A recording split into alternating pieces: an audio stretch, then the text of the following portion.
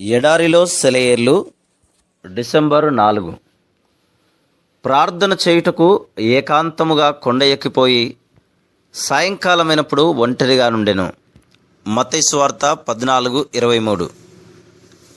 ఇశ్రాయేలీయుల సబ్బాతులోని విశేషమేమంటే దాని ప్రశాంతత, విశ్రాంతి, దాని పరిశుద్ధమైన శాంతి. ఏకాంతంలో అర్థం కాని బలమేదో ఉంది. కాకులు గుంపులు గుంపులుగా ఎగురుతాయి, నక్కలు గుంపులు గుంపులుగా ఉంటాయి.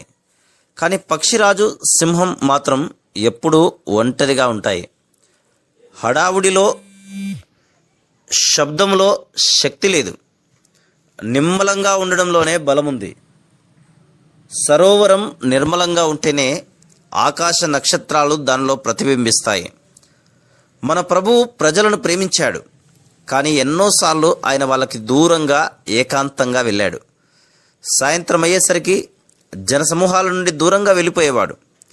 ఆయన సేవంతా సముద్ర తీర ప్రాంతాల్లోని పట్టణాల్లో జరిగింది. కానీ కొండ ప్రాంతాలను ఆయన ఎక్కువ ఇష్టపడ్డాడు.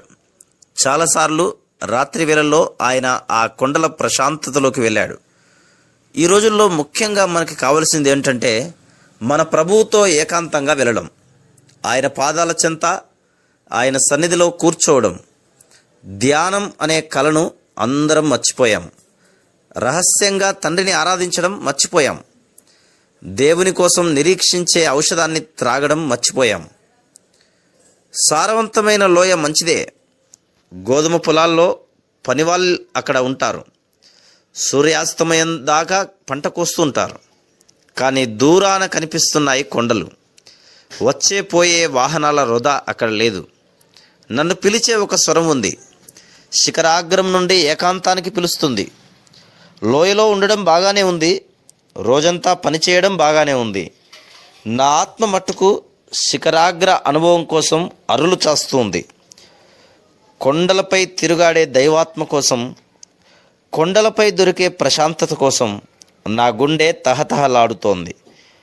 ప్రతి జీవితంలోనూ దేవుడు మాత్రమే ప్రవేశించగల అతి పరిశుద్ధ స్థలం ఉండాలి. Praise the lord.